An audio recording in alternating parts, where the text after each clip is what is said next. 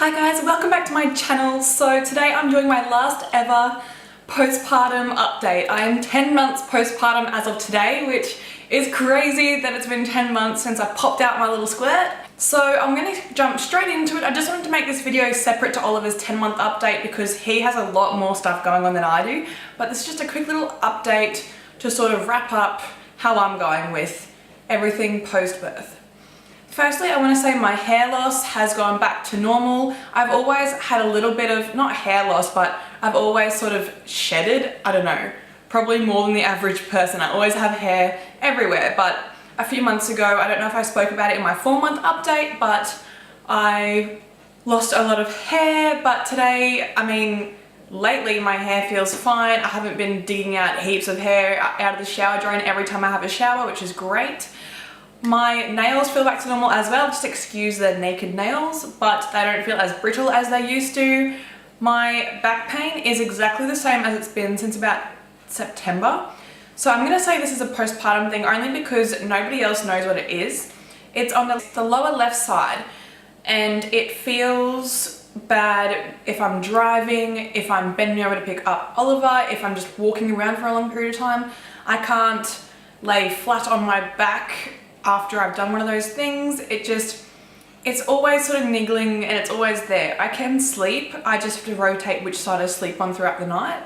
But that's something that I hope and pray eventually goes away. And if it does go away, I'm sure I'll talk about it in another update. That won't be a postpartum one, but if you watch my channel, you'll probably figure it out along the road if it ever gets better. Also, I have a lot of pain around my incision. I won't actually say a lot of pain, but it's still tender. I feel it's more tender sort of around it on the left side, which is quite strange, but I'm just sort of feeling my belly.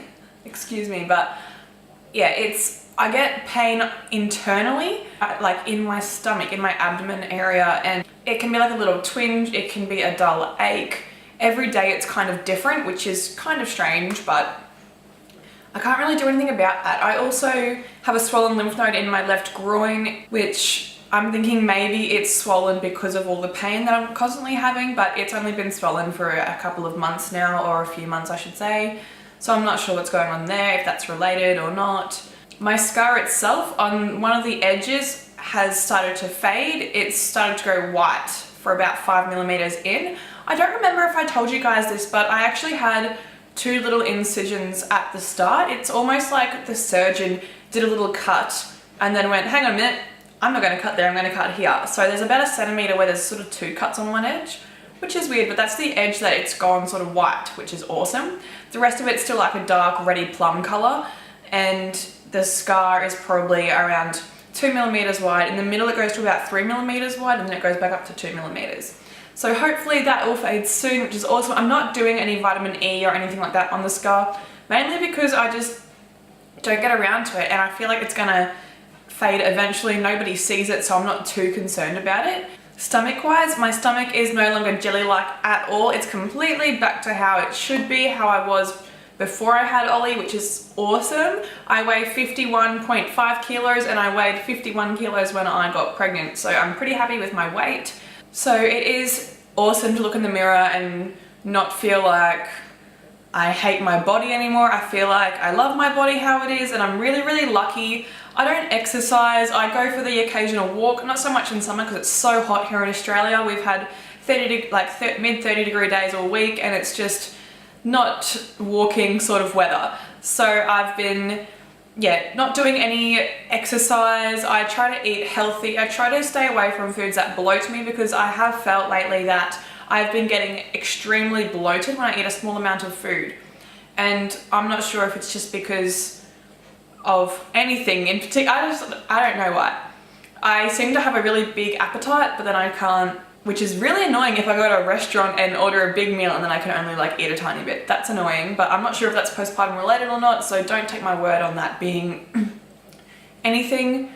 I really don't have much more to update you on. I feel completely balanced emotionally. I don't feel depressed. I don't feel like there are any kind of leftover baby blues there. I feel like Oliver and I have a really close bond now. We're connecting really, really well, and that's all going awesome. It's just me sort of feeling very exhausted all the time. I have a lot of fatigue.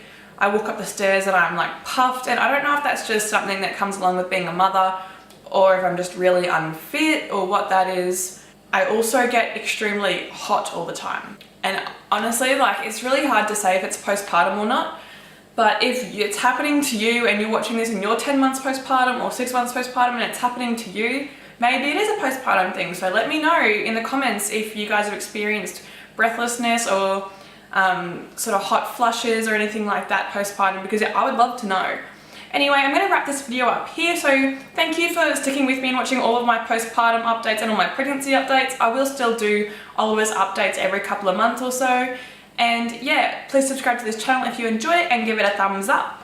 And I will catch you guys maybe tonight for Oliver's 10-month update, who knows. Bye guys.